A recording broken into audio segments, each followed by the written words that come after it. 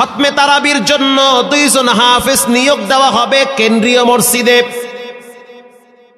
অনেক হাফেজে কোরআনরা সিরিয়াল ধরেছে তারাবি পড়াবে। কার মনে না চায় এত বড় এক মসজিদে আমি যদি চান্স পাইতাম তো আমার কপালটা খুলে যেত। শুক্রবার দিন সবাই দরখাস্ত রাখলো, ইন্টারভিউ শুরু হয়ে গেল। পরের জুমায় অসংখ্য ছাত্রদেরকে দেখছি খতমে তারাবির জন্য ইন্টারভিউ সিরিয়াল দিয়েছে। ইন্টারভিউ বোর্ডের ভিতরে আমি ছিলাম। কয়েকজন হাফেজকে আমরা সিলেকশন করছি যে এদেরকে নেওয়া হবে। এদের তেলাওয়াত সুন্দর, পড়াও বড় মজার। আমরা কাগজগুলো এক জায়গায় জমা করছি। পরের জুমায় আমরা ঘোষণা দিয়ে দিব কোন মায়ের সন্তান চান্স পাবে।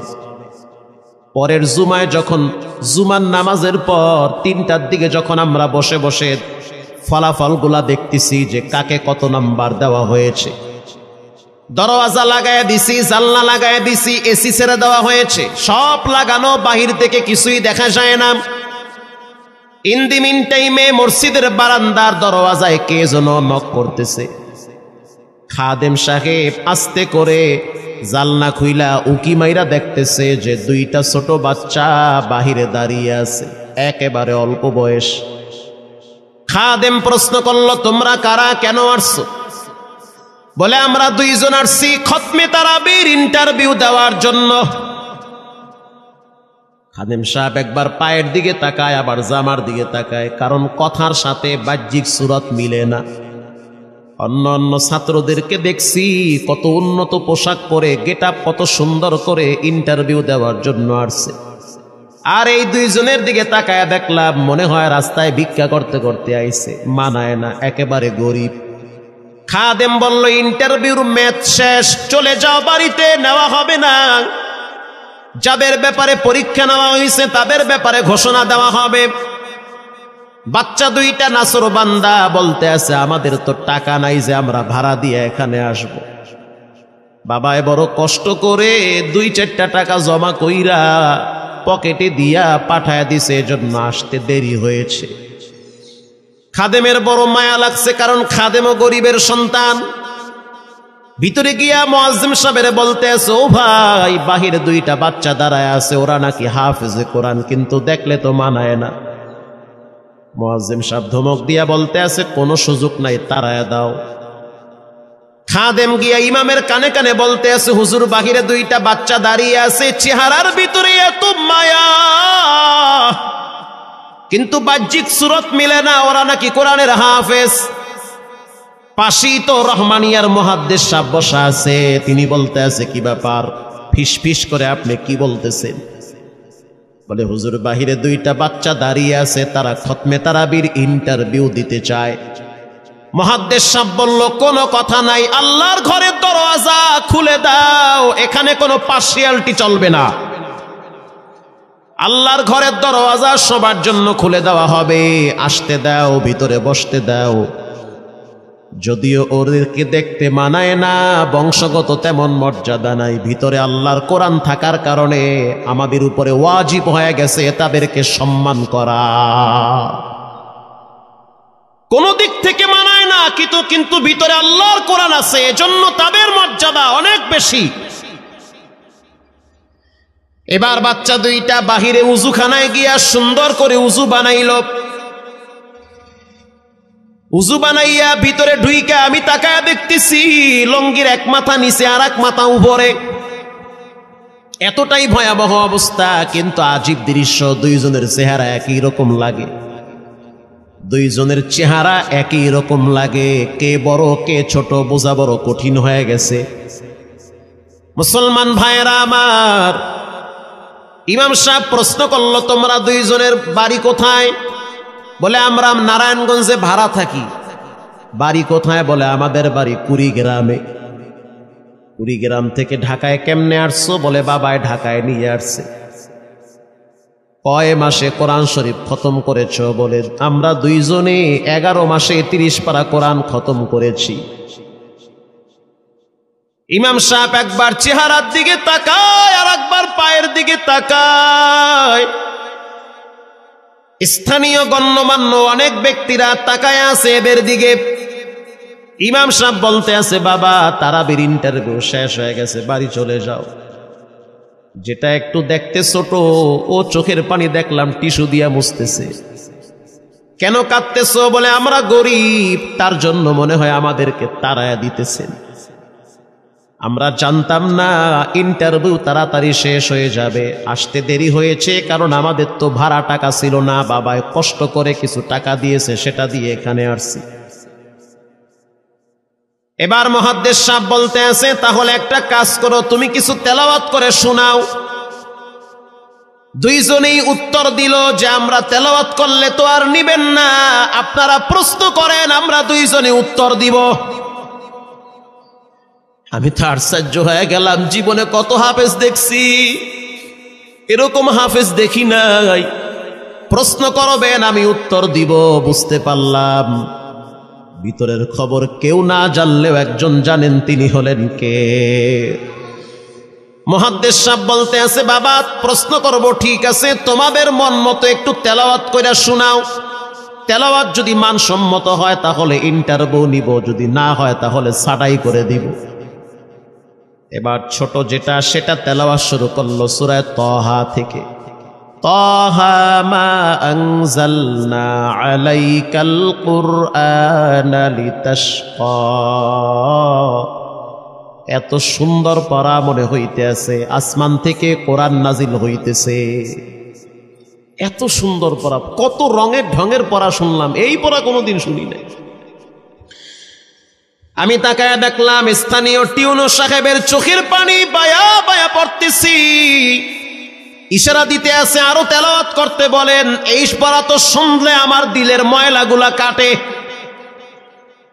আল্লাহর ঘরে যখন গেছি বাইতুল্লাহ ফজরের টাইমে ইমাম সাহেব তেলাওয়াত করলে যেমন মনে হয়, মনে হইতে আছে ওই কোরআনের আওয়াজটা এখন এই মসজিদে বাজতেছে। ছোট বাচ্চাটা তেলাওয়াত করলো, বড় সন্তানটাও তেলাওয়াত করলো। এবার যারা হাফেজ সাহেব ছিল তারা প্রশ্ন শুরু করলো। যেখান থেকে প্রশ্ন করে পৃষ্ঠা ঠেকায়া দেয়, একটা জায়গায়ও আটকাইতে পারে না। এমনকি বাচ্চা দুইটা এটাও বলেছে, যদি আপনাদের যদি ধৈর্য থাকে তো আমরা দুইজনে পুরা 30 পারা এখানে এক দাঁড়ানে পড়ায়া দিব। আশা করি একটাও বাঁচবে না। এত সুন্দর পড়াশোনার পরে মোতাওয়াল্লি সাহেব বলল, সব বাদ, আমার কাছে এই দুইজনই পছন্দ হয়েছে। এই দুইজন রে মোতাওয়াল্লি সাহেব দাঁড়াইতে পারে না, হুইল চেয়ারে বসে থাকে, কাছে ডাইকা বুকের সাথে জড়ায়া ধরছে আর বলতে আছে, আল্লাহ এমন একটা সন্তান যদি আমার থাকতো জীবনটা ধন্য হয়ে যেত। আমার মৃত্যুর পরে একটু হইল তেরা কোরআন তেলাওয়াত করতে পারত। নিয়োগ হয়ে গেল, তারাবি শুরু হয়ে গেছে। মোহাম্মদপুর থানায় গিয়ে খবর নিয়ে দেখেন অনেক পুলিশরা এই বাচ্চার পিছনে দাঁড়ায় দাঁড়ায় নামাজ পড়ে চোখের পানি ছেড়ে কেঁদেছে। শুধু তাই নয়, অনেক হিন্দু মহিলারা পর্যন্ত রাস্তায় হাঁটার সময় তেলাওয়াতের আওয়াজে দাঁড়ায় দাঁড়ায় কোরআন শ্রবণ করেছে। শুধু তাই নয়, অনেক বড় বড় ডাকাত, মাস্তান, সন্ত্রাস, কিশোর গ্যাংয়েরা পর্যন্ত দাঁড়ায় দাঁড়ায় কোরআনের আওয়াজ শুনেছে।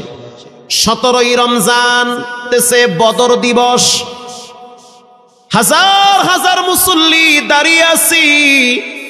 ইমাম সাহেব জানে না যে এরা দুইজনে আপন মায়ের পেটের ভাই হয়, এটা ইমামের জানা নাই। দুইজনে তারাবি চলতে আছে, চমৎকার পড়া, পিছনে শত শত মাওলানা মুফতি দাঁড়ায় থাকে। মনে হইতেছে তেলাওয়াতের আওয়াজে আর এক জগতে হারিয়ে যায়, এত সুন্দর পড়া। তারাবি শেষ হয়ে গেল, মুসাফা শুরু হয়ে গেল। বাচ্চা দুইটারে কেউ বুকের সাথে জড়ায়, কেউ কপালে চুমা দেয়, বলে আল্লাহর কোরআনকে চুমা দেই। হাজার হাজার মানুষ যখন আস্তে আস্তে নামাজ শেষ করে চলে গেল, একেবারে মসজিদের পিছনে বারান্দার পরে আরো একটা বারান্দা থাকে, ওই বারান্দায় এক লোক বসে বসে গামছা দিয়া চোখের পানি মুছতেছে। কিছুক্ষণ পরে লোকটা দেওয়ালের সাথে কপালটা ঠেকায় দিয়া একেবারে অস্থির হয়ে গেল। মনে হচ্ছে তার ভিতরে কাঁপুনি শুরু হয়ে গেছে। কিছু মুসল্লি গিয়া প্রশ্ন করলো, কি হয়েছে আপনার? বলে আমার কিছুই হয় নাই। টাকা লাগবে? বলে না, টাকা লাগবে না। তাহলে আপনি কেন এখানে কাঁদতেছেন? বলে আমি এমনি কাঁদতেছি, এটা কষ্টের কান্না না, এটা খুশির কান্না। এটা কষ্টের কান্না না, এটা খুশির কান্না, আনন্দর কান্না। আল বুকা মিনাল ফারাহ। অতি সুখে মানুষ কখনো কখনো কেঁদে দেয়, চোখের পানি ছেড়ে দেয়। ইমাম সাহেব বলল, পিছনে কে? লোকটা তাকে সামনে নিয়ে আসে। এবার লোকটাকে যখন কিছু দূর সামনে আনা হইল, ওই বাচ্চা দুইটা মসজিদের ভিতর থেকে দৌড় মাইরা গিয়া বলতে আছে, এই লোকটা আমার আব্বা, ইনি আমার আব্বা হয়। ধমক দিবেন না, রাগ করবেন না। আমার আব্বা ঢাকা শহরে রিক্সা চালায়। রিক্সা চালায় চালায় আমাদের দুইটা ভাইরে কোরআনের হাফেজ বানাইছে। ইমাম সাহেব ধমক দিয়া বলতে আছে, আপনি কেন দেরি করলেন? আগে কেন আসলেন না? রিক্সাওয়ালা বলতে আছে, আমি যদি আগে আসতাম আর যদি পরিচয় দিতাম আমি রিক্সাওয়ালা, হয়তো আমার বাচ্চা দুইটারে মানুষ খোটা দিবে যে রিক্সাওয়ালার পোলা। এজন্য আমি আসি নাই। দূর থেকে নামাজে কোরআন তেলাওয়াত শুইনা আবার আস্তে করে দূরে চলে যাই। মাঝে মাঝে বাচ্চা দুইটার সাথে দূর থেকে আইসা দেখা করি।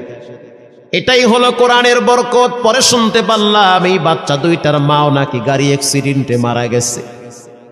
লাশ পড়ে আছে সেই কুড়িগ্রামে। একটা ছেলের নাম জুবায়ের, আর একটার নাম হলো তালহা। রিক্সাওয়ালা বলতে আছে, আমার আফসোস নাই, কষ্ট হলো এক জায়গায়, সেটা হলো ঈদের সময় বাচ্চাগুলা তো বাড়িতে যাবে। বাড়িতে যাওয়ার পরে দেখবে ওদের মায়ের লাশ কবরে পড়ে আছে। ডানে বামে মাটি, সামনে পিছনে মাটি, মাটির ঘর, অন্ধকার কবরে মা ঘুমায়। ঈদের দিন এমন কোন দরদি নাই যে আমার বাচ্চাগুলারে সান্ত্বনা দিবে। গত ঈদেও দেখছি বাচ্চা দুইটা মায়ের কবরের পাশে দাঁড়ায় দাঁড়ায় লম্বা টাইম কেঁদেছিল। আমাদের ঘরে কোনো ঈদ নাই। রিক্সাওয়ালাকে সান্ত্বনা দেওয়া হইল, নসিব আপনার ভালো, কপাল খুলে গেছে। দুইটা সন্তান হীরার টুকরা এমন ভাবে তৈরি করেছেন, মনে হইতে আছে জিন্দা কোরআন হাঁটতেছে। এজন্য সন্তানগুলাকে দিনদার বানান, ঠকবেন না। বর্তমান জমানায় মানুষ বড় স্বার্থপর। একমাত্র কলিজার টুকরা মা বাবার জন্য যেই দোয়াটা করে, ওটা অন্য কেউ সহজে করতে চায় না। কথা ঠিক না ঠিক? সন্তানগুলারে দিনদার বানান, নেককার বানান, আল্লাহওয়ালা বানান। আল্লাহ পাক বলেন, যারা কোরআন পড়ে, নামাজ পড়ে, আল্লাহর রাস্তায় দান করে, তারা হলো সফল ব্যবসায়ী। এখানে এমন মানুষ বসা আছেন যে নিজের হাতে নিজের মায়ের কবরে রাখছেন, নিজের হাত দিয়া নিজের আব্বারে কবরে ফালায়া রাখছেন। ঘরে গিয়া দেখবেন মায়ের বিছানাটা খালি। যেই বিছানায় মা ঘুমাইতো সেই বিছানাটা এখন অসহায়ের মতো পড়ে আছে। বাবায় যেই বিছানায় শেষ বয়সে বসে বসে কোরআন তেলাওয়াত করতো, সেই বিছানাটা পড়ে আছে। এখন আর কেউ বলে না, বাজান তুই কেমন আছো? এই কথাগুলা মা বাবার মুখ থেকে সবচেয়ে বেশি বের হইতো। মা